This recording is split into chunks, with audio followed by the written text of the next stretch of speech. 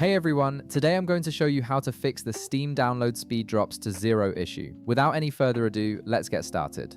First, open your Steam app and log in with your credentials. Once you're logged in, direct your attention to the upper left corner of the screen where you'll see the Steam menu. Click on Steam, and from the drop-down menu that appears, select Settings. This will open up Steam's main settings window where you can adjust various aspects of the client. In the settings window, look at the left panel where you'll find several categories. Click on Downloads. This section specifically controls how Steam handles all your game downloads and updates, which is exactly what we need to access to resolve this speed issue. Now, within the download settings, locate the download region option.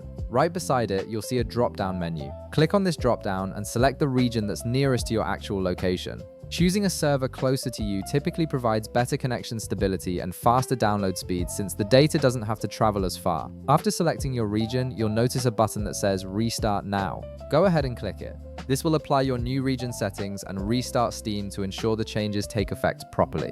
Once Steam restarts and you're back in the download settings, scroll down until you find the Clear Download Cache option. Right beside it, click the Clear Cache button. This action is important because corrupted or outdated cache files can often cause download speed issues, and clearing them forces Steam to start fresh. A confirmation prompt will appear asking if you're sure you want to clear the cache. Click Confirm to proceed. After you confirm, Steam will automatically log you out and restart itself. During this restart, Steam rebuilds its download cache from scratch, which helps eliminate any corrupted data that might have been causing your speed drops. Finally, there's one more thing you should do to ensure optimal download speeds. Disable or close any background applications that might be consuming your bandwidth, especially Chrome tabs or streaming services.